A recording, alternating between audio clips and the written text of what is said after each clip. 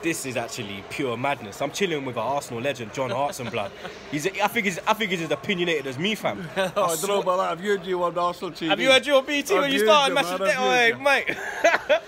It's a pleasure to be sitting down with you today. Pleasure. Obviously, we're at the Europa League game, Red Star Belgrade. Yes. What's your thoughts on the game today? Or should I say tonight? Well, my thoughts on the game is Arsenal have done great. They've won all 3 games so far. I was here for the Cologne game. Yeah. I missed the game away to Red Star in Belgrade, and I'm here again tonight. So I think if Arsenal, I think they only need a point to qualify, which would be great, because I think then in the last 2 games, Cologne and Bate Borisov, it gives the manager an opportunity to play some of the younger kids. Yeah. We've already seen 1 or 2 outstanding youngsters have already shown this season that they've got great talent. Yeah. So I think if they get the point, that will sort of secure qualification tonight. It gives Arsene Wenger the opportunity to play some of the youngsters in the final 2 games of these group games. You know. So what do you think about our form this season? Because if you say like at the start, let's say the season started at the Community Shield. Yeah. We beat Chelsea, Premier League champions, won the Community Shield, and then I think we done well to come back against Leicester, the 4-3 victory. But then we had 2 back-to-back away defeats, Stoke, and then obviously the battering at Liverpool. Well, you've won your last 8 games here. Yeah. So the last time we did it win was City 2-2. That is great form. On Saturday, I just felt at times I just feel Arsenal have lots of the ball, lots of tippy-tappy passes, without having that sort of end product. When you think on Saturday, it took you 44 minutes for Sanchez to cut inside, and Fabianski saved it.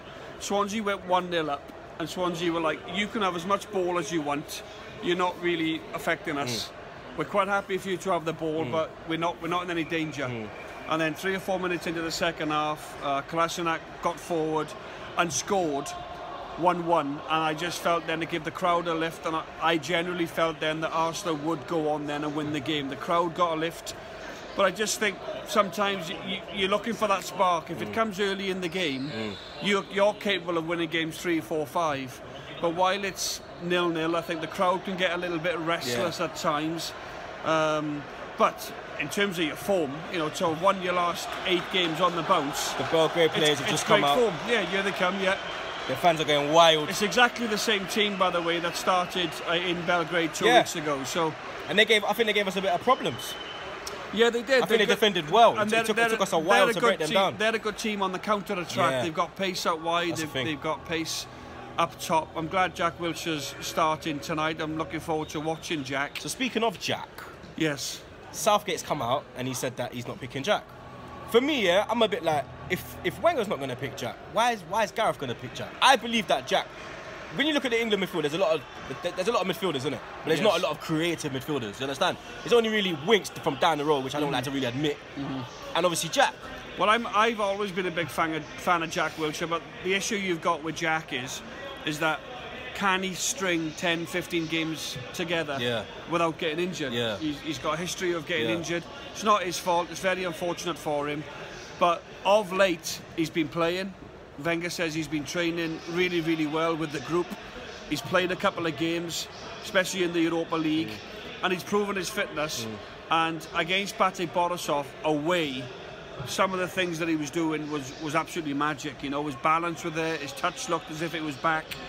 And Arsene Wenger knows him best. Now, I know your manager will always give you a little G-up and a bit of a pat on the back, especially when he's talking to the England manager about the England situation for Jack. He's always going to say, well, I feel Jack is ready, because generally managers do that, you know, to back their players. Of course, he wants to back Jack Wilshere.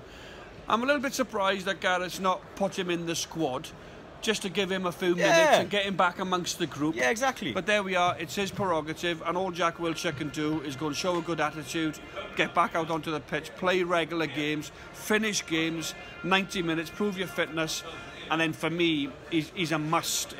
But the big question is, he has to prove his fitness.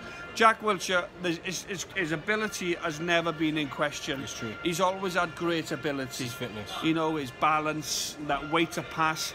He's always had that, and he'll always have it. It's his fitness. That's the major concern. And the final question I'm going to ask is, can Arsenal get top 4 this year?